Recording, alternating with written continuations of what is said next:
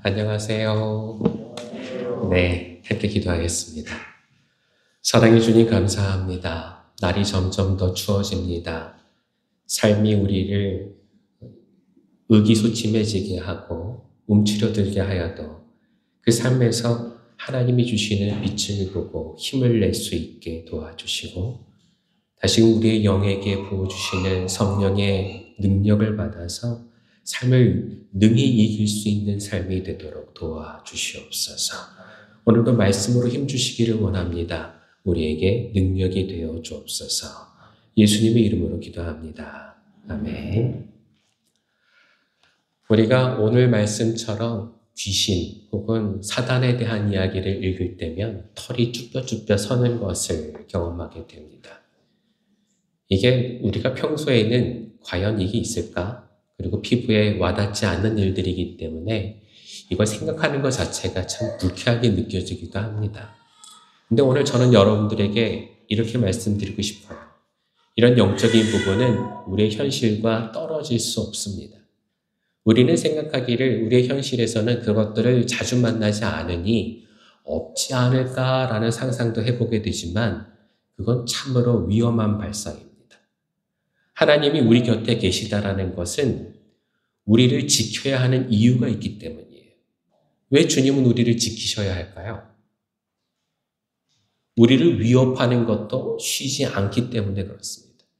때문에 그 위협하는 것을 이기기 위해서, 보호하시기 위해서 늘 우리와 함께 하신다는 것을 깨달아야만 하는데 오늘 내용의 주제가 바로 그겁니다.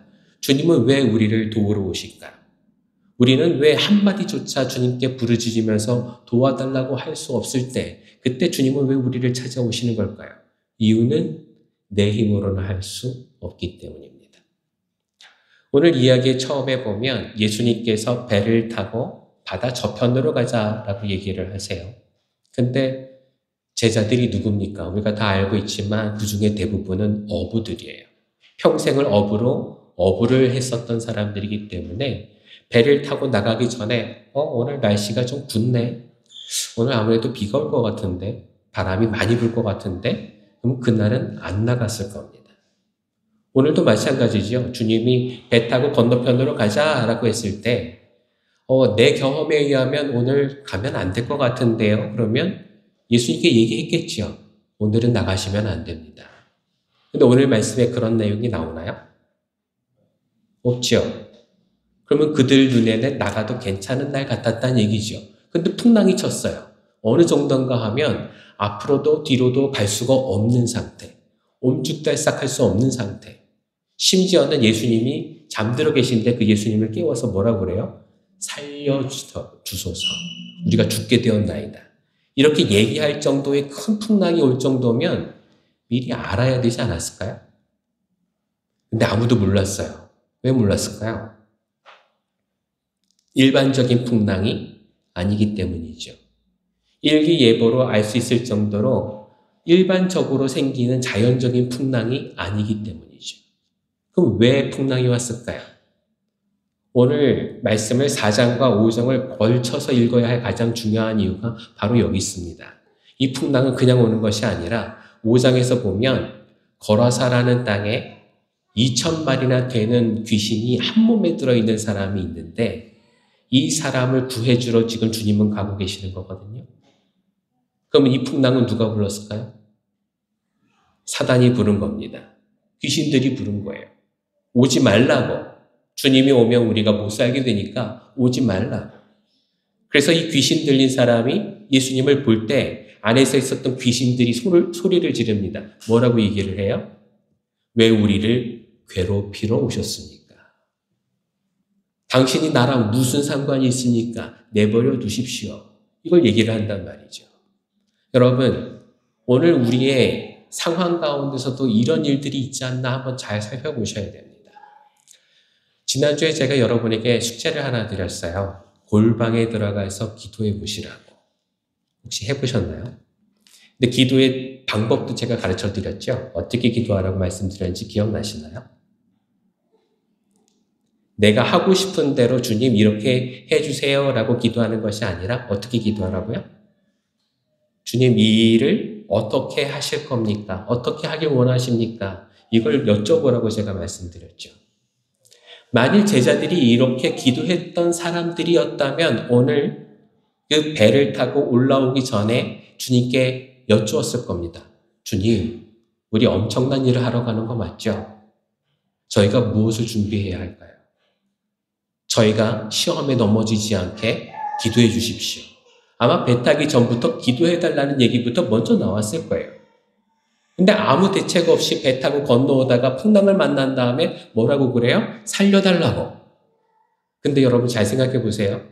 예수님이 잠에서 깨어나서 풍랑아 멈춰라, 바다야 파도야 잠잠하라, 그리고 꾸짖으셨더니 다 잠잠해졌어요. 살아났겠죠. 제자들이 살아났어요. 그런데 그 예수님의 모습을 보고 제자들이 뭐라고 그랬는지 잘 살펴보세요. 뭐라고 그래요? 예수님이 도대체 어떤 분이시기에 바람도 말을 듣고 파도도 말을 듣는가? 그걸 이상하게 생각했대요. 여러분, 이게 이상할 일입니까? 그럼 예수님 왜 깨웠어요? 살려달래매요. 살려줬는데 이상하게 생각했대요. 이게 말이 돼요? 그럼 왜 깨웠을까요? 믿음이 없는데. 그 다음의 말씀 우리가 잘 들어야 돼요. 예수님이 제자들을 책망하셨대요. 그리고 뭐라고 이 말씀하세요? 왜 믿음이 없느냐? 여러분, 이 믿음이 없다는 얘기는요, 믿지 않았다라는 얘기가 아니에요. 여기서 믿음이 없다는 얘기는 무슨 얘기인가 하면은요, 너희들이 믿음이 있다면 오늘 하루가 하나님께서 무슨 일을 하실지를 알고 있어야 되지 않는가 하는 말씀이에요. 믿음을 가지고 기도 생활을 해왔었다면 하나님이 오늘을 어떻게 보내기를 바라셨는가를 늘 믿으며 기도했었던 자가 되어야 하지 않겠느냐라는 물어보시는 거예요. 그러니 여러분과 제가 기도를 하면서 살아왔다면 매일매일이 우리는 당황할 일이 되어서는 안 됩니다. 매일매일 주님이 어떤 길을 걷고자 하시는지 하나님의 계획을 알아가고 있는 사람이 되어야 해요. 예를 들어 볼까요? 우리의 가족 중에 누군가가 암이 걸렸습니다. 그리고 내 인생에 남아있는 시간이 얼마 남지 않다고 생각을 해요. 그럼 그 일을 위해서 우리는 어떻게 기도할까요? 만일 우리가 주님, 이 암을 통해서 우리에게 원하시고 계시는 게 무엇입니까? 제가 어떻게 반응하길 바라십니까? 제가 이 일을 어떻게 해결해 나가길 바라십니까? 제가 이때 어떤 마음을 가져야 합니까? 이걸 기도로 묻는 사람이 아니라면 당황하겠죠. 그래서 기도 안 하는 사람은 당황합니다. 기도를 제대로 하지 못하는 사람은 당황합니다. 기도를 했지만 내 내일이 준비되지 않고 있다면 그럼 믿음이 없는 거예요. 여쭤보지 않았으니까.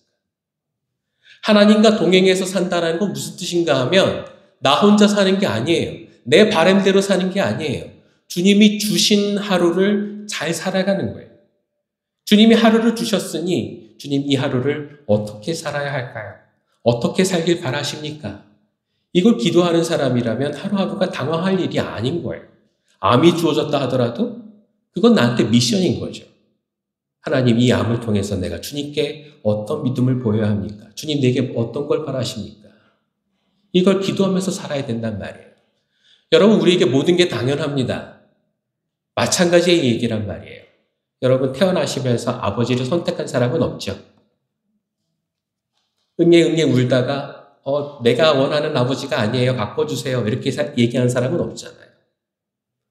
우리는 모든 것이 그대로 정해져 있지만 그걸 받아들이면서 살아가야 해요. 그게 인생이거든요. 근데 여러분, 기도하는 사람은 그냥 받아들이지 않습니다. 어쩔 수 없이 받아들이지 않아요. 지금 제자들처럼 풍랑 속에서 배를 타고 가다가 나가지도 못하고 돌아오지도 못하는데 그게 자신의 뜻이 아니라서 어쩔 수 없다고 살려달라고 비명 지르지 않는단 말이에요. 믿음이 있는 사람은 그걸 위해 기도합니다. 주님, 내게 주신 이 인생을 어떻게 살길 바라십니까? 내가 맞닥뜨린 이 풍랑을 어떻게 하길 바라십니까? 여러분, 이 기도가 이루어져야 우리는 우리의 삶이 해결이 돼 나가는 거예요. 문제는 암이 없어지는 게 아니라 그 암을 어떻게 대하는가가 우리가 해야 되는 일인 거죠. 여러분, 오늘 이야기 한번 잘 살펴보세요. 영적인 싸움은 바로 이런 겁니다. 내 삶에 주어진 일들을 받아들이지 않는다면 영적인 싸움은 근처에도 가지를 못해요. 이 영적인 싸움을 싸우기 위해서 주님께서는 기도하고 바람과 파도를 나무라시면서 거기까지 도착을 하셨어요? 예수님이 없으셨다면 제자들이 여기 갈 수 있었을까요?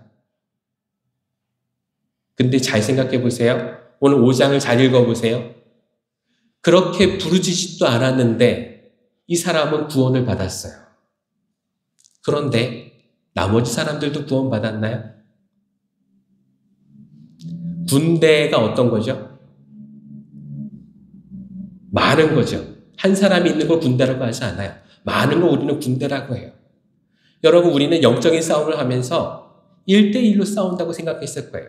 사탄과 내가 1대1로 싸운다. 거기에 뒤에 하나님이 계시면 이길 수 있다. 근데 여러분, 이건 아주 순진한 발상이에요. 오늘 말씀을 보세요. 군대라고 해요. 많대요. 많은데 쫓아내 보니까 그 쫓겨나간 귀신이 돼지떼에 들어가서 돼지가 또 다 자살특공대가 돼서 물속에 빠져 죽는데 몇 마리가 죽었다고요? 2,000마리가 넘게. 2,000마리가 아니라 2,000마리가 넘게. 그럼 2,000마리가 넘게 죽었다는 건 귀신이 몇 마리였다는 얘기예요? 2,000마리가 넘게 있었다는 얘기죠. 그러면 지금 이 사람은 싸움을 몇 대 몇으로 싸우고 있었던 거예요? 최소한 2,000대 1이잖아요. 그렇죠? 여러분, 오늘 여러분과 저는 몇 대 몇으로 싸우는 것 같으세요? 여러분, 1대1이 아니에요. 영적인 문제는 절대로 1대1이 아니에요. 여러분이 싸우는 적을 함부로 쉽게 생각하지 마세요. 주님이 계시니까 이길 수 있어. 네, 그건 제자들도 그렇게 생각했을 거예요. 근데 제자들은 이겼어요? 못 이겼어요. 여러분, 진짜 하나님의 능력을 힘입기 위해서는 진짜 하나님의 사람이 돼야 돼요. 그게 아니면 2,000대 1로 무너질 수밖에 없는 사람일 수밖에 없다라는 걸 여러분과 제가 깨달아야 한다고요. 오늘 근데 이 이야기에 아주 무서운 이야기가 좀 나옵니다. 제가 옛날 얘기를 하나 해드릴게요. 제가 처음에 신학교를 갔더니 신학교 1학년으로 들어가서 기숙사에 들어가는데 바로 그날 짐을 싸서 풀고 침대에다가 이불을 깔고 자려고 하는데 이제 졸업반인 4학년 선배님이 저를 불러다가 얘기를 해요. 너 산기도 하냐? 네. 오늘 올라갈래? 네. 같이 산기도하러 올라가기 전에 이 얘기를 하는 거예요. 너 근데 이거 딱 명심하고 올라가야 된다. 그리고 얘기가 무서운 얘기를 해주셨어요. 예전에 친구들과 함께 산에 올라가서 산기도를 하고 있는데 갑자기 그 중에 한 명이 소리를 지르면서 떼굴떼굴 구르더래요. 귀신이 들린 거예요. 그래서 옆에 있는 친구들이 다 모여서 손을 얹고 구마기도를 했습니다. 주님, 이 영혼을 깨끗하게 고쳐주세요. 예수 그리스도 이름으로 명하노니 사탄아 물러가라. 그랬더니 귀신이 그냥 나가질 않고 나 나가긴 나갈 건데 조건이 있어. 이렇게 얘기를 했더래요. 조건이 뭔데? 그랬더니 나 다시 장신대 기숙사로 갈 거야. 그리고는 나가더라는 거죠. 여러분, 지금 이게 쫓아낸 걸까요? 네? 전 그 얘기 듣고 너무 무서워서 산기도 가도 돼요? 선배님? 물어봤어요. 근데 오늘 똑같은 얘기가 오늘 말씀에 나와요. 여러분 잘 보세요. 예수님을 귀신 들린 사람들이 만났는데 그 안에 있던 귀신이 뭐라고 얘기하는가 하면 당신이 나랑 무슨 상관이 있습니까? 나를 괴롭게 하지 마십시오. 그렇게 얘기했어요. 근데 주님이 뭐라고 그러냐면 더러운 귀신아 나오라. 그렇게 얘기하셨거든요. 나가면서 뭐라고 얘기하는가 하면 주님 부탁이 있습니다. 제가 이 동네에 살고 싶습니다. 이렇게 얘기를 해요. 여러분 보셨어요? 못 보셨어요? 10절 한번 읽어보실래요? 5장 10절. 5장 10절 같이 읽어봅니다. 그리고는 자기들을 그 지역에서 내쫓지 말아달라고 예수께 간청하였다. 아멘. 이 지역에서 쫓아내지 말아달라고 간청했어요. 근데 부탁이 여기서 끝나는 게 아니라 한 가지 더 했어요. 돼지떼에 들어가게 해달라. 그랬더니 예수님께서 어떻게 하셨다고요? 허락하셨다. 여러분, 그래서 돼지가 물속으로 내달아서 죽었어요? 그러면 돼지는 죽었으니 귀신이 그 안에 있을 리가 없잖아요. 그럼 그 귀신들은 다 어디로 갔을까요? 아까 얘기한 게 있잖아요. 어디로 간다고요? 이 지역에 남아있다고. 이 지역 사람들은 자신에게 귀신이 쓰였다는 걸 알았을까요? 모르고 있죠. 몰랐을 거예요. 여러분, 2,000마리가 함께 들어온 이 사람은 자기가 미쳐서 날뛰면서 귀신 들린 줄을 모든 사람이 다 알고 있었는데 이 동네 사람들이 마음속에 한 마리, 두 마리 들어있는 이 귀신들을 알아챘을까요? 근데 뭐라고 그러냐 하면 돼지가 2,000마리나 죽었으니까 우리 집 돼지도 죽을 수 있으니까 이 마을을 떠나달라고 부탁을 해요. 예수님 가시면 안 되는데 귀신이 2,000마리가 넘게 살고 있는 이 마을에 예수님이 떠나셔도 돼요? 여기 계셔도 돼요? 네? 우리 집을 한번 생각해 보자고. 우리 집에 주님이 계셔야 돼요? 안 계셔도 돼요? 계셔야 되죠. 귀신 생각하면 계셔야 돼요. 근데 평소에 우리는 귀신 생각하면 살지 않아요. 그러니 주님이 나랑 같이 있는 것보다 안 계셔야 된다고 생각을 해요. 아닌가요? 자, 오늘 예배를 드리려고 여러분이 기도하러 나오셨습니다. 근데 집에 돌아가면 세상적인 일들을 해요. 그러면서 여러분은 늘 옆에 하나님이 계시다고 믿고 계세요? 아니면 어쩌다가 한 번씩 기도할 때 생각이 나세요? 그렇죠? 이게 문제예요, 이게. 여러분, 하나님은 한 분이신데 귀신은 2,000마리예요. 여러분 어떻게 하시려고 그러세요? 준비되셨어요? 제가 여러분에게 지금 겁을 드리는 게 아니에요. 이게 현실이에요. 죄송하지만. 이게 현실이에요. 내 마음속에 귀신이 없다라고 생각하기가 어려워요. 2,000마리나 이 주변에 있는데. 아닌가요? 어떻게 이겨내실래요? 방법은 하나예요. 주님이 나와 함께 계셔야 안전한 거예요. 근데 이 사람들이 지금 떠나래요. 예수님 보고. 뭐 때문에? 손해볼 수 없으니까. 내 돼지는 한 마리도 죽을 수가 없어요. 2,000마리나 되는 돼지가 다 죽었는데 그 돼지 주인은 지금 귀신 들린 사람이니까 그 돼지야 죽든 말든 상관없어요. 근데 뭐가? 내 집에 있는 돼지가 한 마리 죽어서는 안 된다고 주님을 내쫓아 보내는 거예요. 여러분, 우리도 일을 하지 않나요? 집에서 내 급여 계산을 하다가 탈세할 때, 뭔가 위법적인 일을 저지를 때 주님이 내 곁에 계신 건 생각하나요? 내 삶에서 무언가 옳은 일, 그렇지 않은 일을 할 때마다 주님이 내 곁에 계시다고 생각하나요? 그때 오히려 이렇게 생각하지 않나요? 주님, 잠깐만 뒤돌아 계세요. 나 쳐다보지 마시고 잠깐만 뒤돌아 계세요 하지 않나요?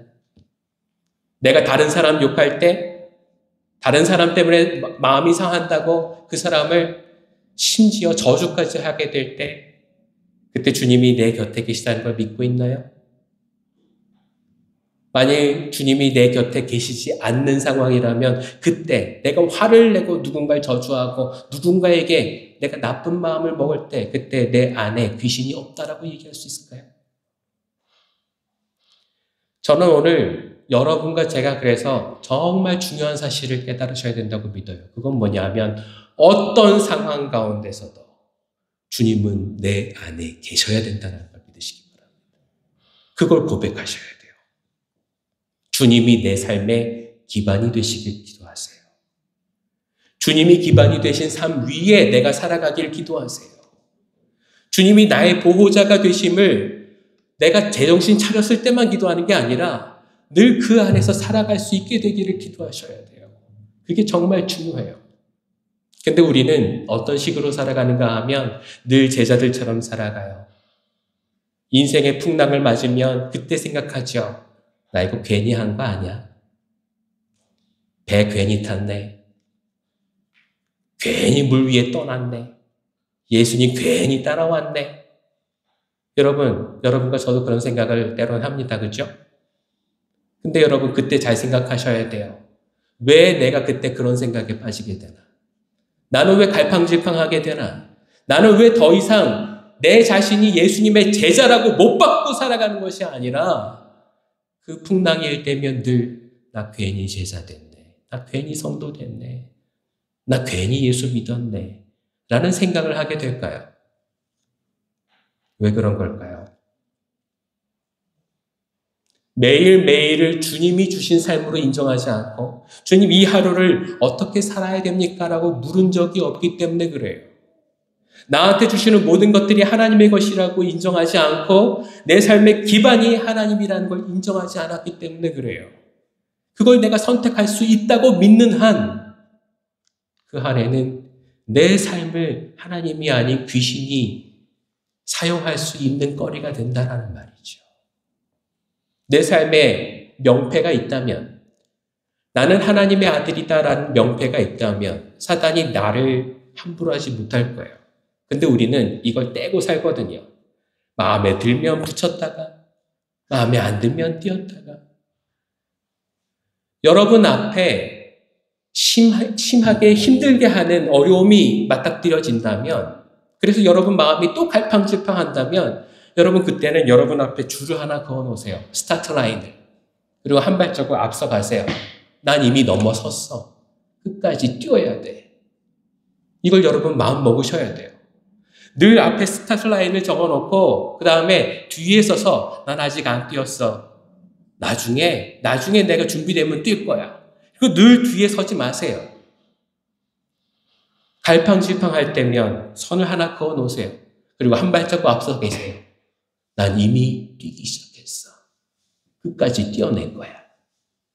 그 마음이 없으면 이 길을 끝까지 가지 못합니다. 여러분, 여러분의 삶을 주님께서 인도하고 계시다는 걸 잊지 마세요. 오늘 더 중요한 게 있어요. 더 중요한 게 뭐냐 하면 예수님은 이 2,000마리나 되는 귀신에 휩싸여서 살아가고 있는 이 사람이 스스로 기도조차 하지 못하고 맨정신으로 살아가지 못하는데 바로 이 사람을 살려내고자 이 풍랑을 뚫고 여기까지 오셨단 말이에요. 누구 때문에? 이 한 사람 때문에. 이 한 사람 때문에. 여러분, 그래서 여러분과 저도 겁이 나지만 겁먹을 필요가 없는 게 뭐냐 하면 여러분과 제가 기도할 수 없을 정도로 낙마하고 있다면 주님이 우리를 찾아오실 줄 믿습니다. 주님은 우리를 내버려 두지 않으세요. 멸망하게끔 내버려 두시는 분이 아니세요. 그분은 내 아버지시고 그분은 내 보호자시고 내 삶의 기반이고 내 삶의 모든 일에 대해서 기대를 가지고 인도하시는 분이시기 때문에 그래요. 주님은 나의 하루를 기대하고 계세요. 나는 너와 함께 살아갈 거야. 나는 너와 함께 아름다운 열매를 맺을 거야. 주님은 계획하고 계신데 우리가 지레 포기할 일이 없어요. 오늘도 주님과 함께 승리하시는 여러분과 제가 되길 그리스도의 이름으로 축원합니다. 2번 슬라이드 보여주실래요? 예수님이 그래서 모든 사람들을 만나서 공생애를 시작하시기 전에 이 말씀으로 설교를 하셨대요. 이사야서 말씀인데요. 누가복음 4장에 보면 이 말씀이 나와요. 한번 같이 읽어볼까요? 주님의 영이 내게 내리셨다. 주님께서 내게 기름을 부으셔서 가난한 사람에게 기쁜 소식을 전하게 하셨다. 주님께서 나를 보내셔서 포로된 사람들에게 해방을 선포하고 눈먼 사람들에게 눈뜸을 선포하고 억눌린 사람들을 풀어주고 주님의 은혜의 해를 선포하게 하셨다. 아멘. 여러분, 우리는 복음을 그냥 구원 이렇게 그냥 못 박히듯 듣고 있어요. 근데 구원이 그냥 이렇게 구원해내는 거, 살아나는 거, 이게 구원일까요? 그 얘기를 듣는 게 복음일까요? 여러분들에게 여쭤볼게요. 여러분들은 구원 받으셨어요? 아멘. 뭔지 알고 받으셔야 되는데. 근데 그 구원이 뭐냐 하면 이거예요. 여기서 보면 포로된 사람을 어떻게 한다고요? 해방시켜주고 눈먼 사람들에게 눈뜸을 선포하고 억눌린 사람들을 풀어주는 거. 여러분, 이게 뭐냐면 영적인 매임이에요. 죄에 매이고 영적으로 매여서 옴쭉달싹할 수 없는 상태에 있는 사람을 풀어주는 게 구원이라고요. 여러분, 여러분과 제가 예수 믿은 지 오래됐는데 죄에서 벗어나지 못하고 매일매일 걱정하면서 살아가고 있다면 여러분 매여 있는 거예요. 여러분 구원받은 게 아니에요. 사람들과의 관계 안에서 예수님의 말씀을 선포하면서 선한 일들을 도모하지 못한다면 여러분 매여 있는 거예요. 그건 구원이 아니에요. 해방된 사람이야 구원받은 거예요. 영적인 게 보이기 시작해야 구원받은 거예요. 아무리 해도 하나님의 일과 사탄의 일을 구분하지 못하고 선한 일과 악한 일을 구분해내지 못하는 사람들은 아직 구원받은 게 아니에요.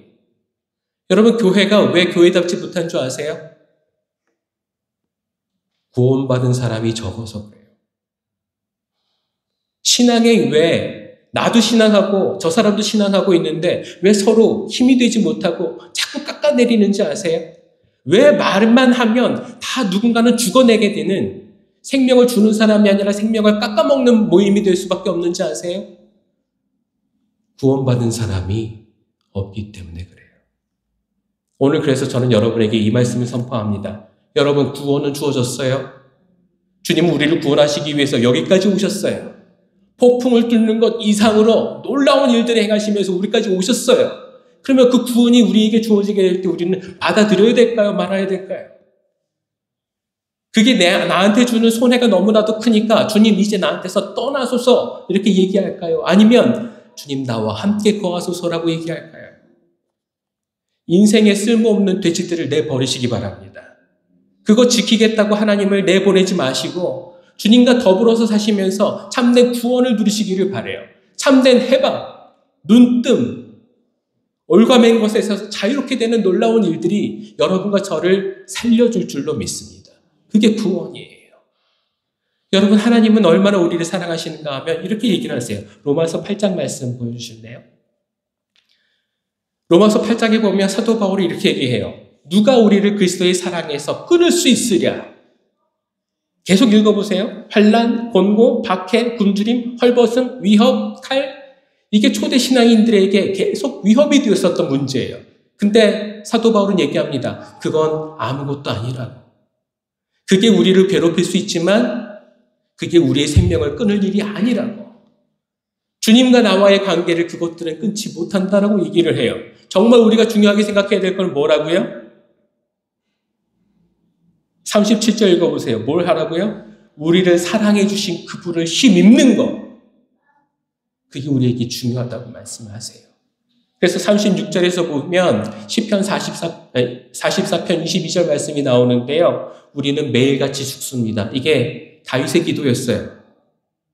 주님과 함께 성전에 나가서 어느 전쟁에나 승리하고 돌아오는 게 다윗처럼 보여졌지만 다윗은 늘 거기서 괴로운 일들을 경험했어요. 전쟁에는 이겨도 내 사촌들, 내 이웃들, 내 동포들이 날 힘들게 하기 때문에 영적으로 늘 질 수밖에 없는 그 전쟁의 현장에서 다윗은 나는 날마다 죽습니다라고 고백했다고요. 근데 사도 바울은 뭐라고 얘기해요? 아니야. 그건 날 죽이는 게 아니야. 라고 얘기를 해요. 그리고 우리를 사랑해 주신 하나님을 힘입어야 된다고 얘기해요. 다음 페이지 볼까요? 38절, 39절 같이 읽어봅니다. 나는 확신합니다. 죽음도, 삶도, 천사들도, 권세자들도, 현재일도, 장래일도, 능력도, 높음도, 깊음도, 그 밖에 어떤 피조물도 우리 주 예수 그리스도 안에 있는 하나님의 사랑에서 끊을 수 없습니다. 아멘. 끊을 수 있다, 없다? 없다. 주님은 우리를 너무너무 사랑하셔서 우리를 절대 포기하지 않으신다. 한 사람을 구하기 위해서 이 풍랑을 뚫었었던 예수님께서 우리를 구하시기 위해서 뚫고 오신 거예요. 저 하늘과 땅에 맺어질 수 없는 인연을 예수 그리스도의 보혈로서 엮어주시는 거란 말이죠. 여러분, 여러분과 제가 받은 사랑이 얼마나 큰지 다시 한번 확인하시기를 바랍니다. 근데 여러분, 이 승리가 어떤 승리인지 여러분 잘 아셔야 돼요. 초대교회 사람들이 박해를 받고 죽어가면서도 믿었던 마음이 바로 이 말씀이에요. 그 무엇도 우리를 그리스도의 사랑에서 끊을 수 없다. 하지만 그들은 사자밥이 되고 십자가에 못 박혀 죽었어요. 그 믿음은 무용지물일까요? 아닙니다. 그것도 주님의 사랑에서 끊을 수 없는 것들이라는 걸 믿으셔야 돼요. 제가 부교육자 시절인데요. 제가 맡았던 교구에 초등학교 일을 오래 하셨던 선생님이 한 분 계셨어요. 그때 상담했었던 때가 9년째 되던 해였대요. 처음에 교사 부임해서 선생님들하고 인사를 나누는데 교회 다녀? 나도 그리스도인이야. 이렇게 얘기하는 사람이 절반은 됐대요. 그런데 매번 소풍 갈 때가 되면 이 선생님들이 이분한테 이렇게 얘기하는 거예요. 당신 교회 매주 다닌다며? 이번에 선풍 때 비 안 오게 기도 좀 해봐. 여러분 9년이랬죠? 그러면 봄 소풍, 가을 소풍 2번씩 가니까 몇 번이에요? 18번을 갔을 거 아니에요.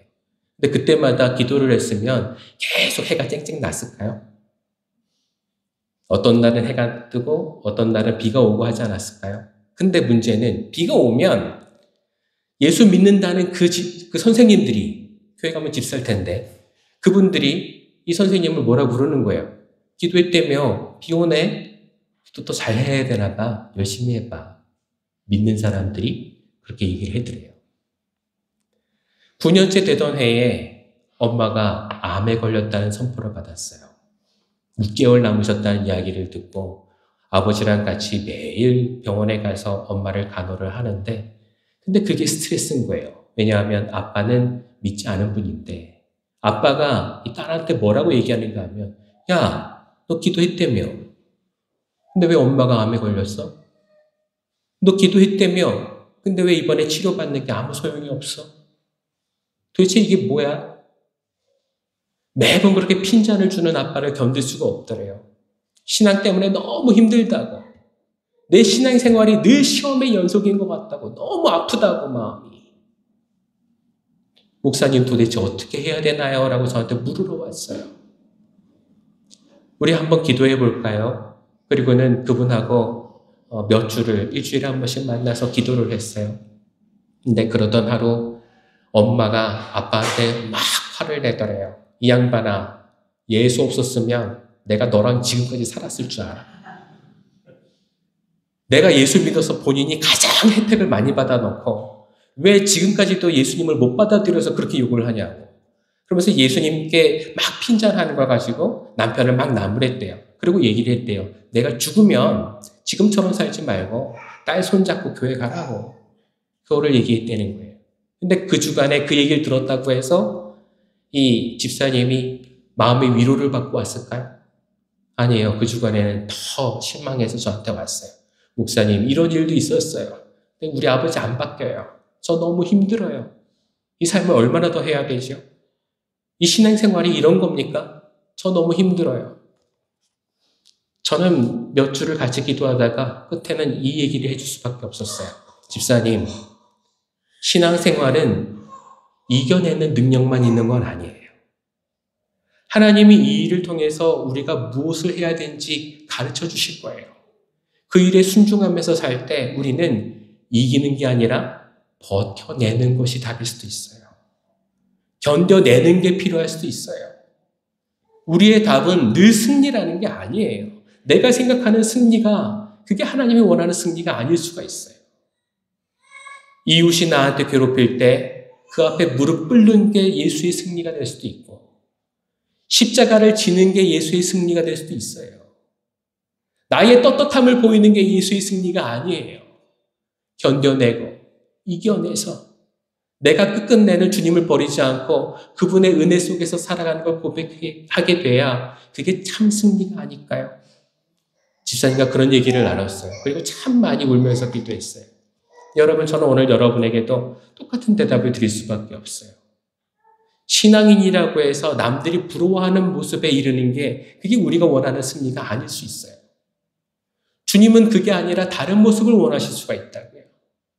여러분이 다른 사람들 앞에 비굴하게 살아가는 거, 그거는 정말로 내가 원하는 게 아니야. 모두가 그렇게 얘기를 하겠지만 여러분, 그게 하나님이 원하시는 거라면 할 수 있어야 해요. 예수님이 왜 십자가를 지셨나요? 십자가의 길을 걸어가면서 왜 침뱉음을 당하셨나요? 왜 따귀를 맞으셨나요? 왜 억울한 누명을 쓰고 죽으셔야 됐을까요? 그는 의로운 사람이야 라고 얘기하는 많은 사람의 떠받침을 받들면서 돌아가시는 게 아니라 수모와 모욕 속에 돌아가셨어요. 그게 하나님의 뜻이었고 그게 십자가의 길이었어요. 여러분과 제가 가야 할 길은 다른 길일까요? 예수님이 풍랑을 뚫고 가야 하는, 목숨을 걸고 가는 이 길을 제자들은 죽을 것 같다고 발을 동동거리고 있었지만 예수님은 편하게 잠을 주무시고 계셨어요. 왜요? 나는 아직 해야 할 일이 남아있고 주님은 나를 여기서 죽이시는 게 주님의 뜻이 아니니까. 오늘 여러분과 저도 하나님의 뜻을 알고 있다면 세상을 당당하게 살아갈 수가 있어요.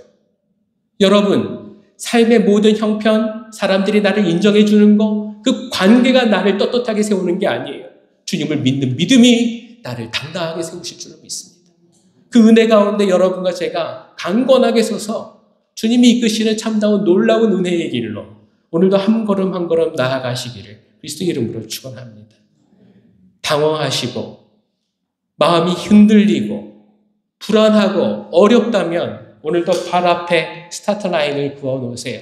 그리고 더 이상 내가 뒤에 있지 않겠다고, 나는 앞에 나가서 이제는 끝까지 완주할 거라고 선포하며 주님과 동행하시는 여러분과 제가 되길 그리스도의 이름으로 축원합니다.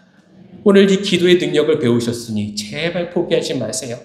오늘 들은 것 집에 가서 실행하시고 한 주간 골방에서 하나님을 만나시기를 바랍니다. 주님, 내가 무엇을 하면 좋겠습니까? 나에게 원하시는 게 무엇입니까? 주님께 물으며 하루하루 함께 살아가는 여러분과 제가 되길 그리스도의 이름으로 축원합니다. 기도하겠습니다. 사랑의 주님, 감사합니다. 오늘 은혜 속에서 우리를 새롭게 눈뜨게 하셨고 그 은혜의 자리에서 참 구원을 누리게 하셨으니 그 구원이 내 것이 되게 하시고 하나님의 은혜를 바탕으로 살아가는 참 그리스도인 되게 하여 주옵소서. 오늘도 능력 있게 살길 원합니다. 구원하시고 이기게 하여 주옵소서. 예수님의 이름으로 기도합니다. 아멘.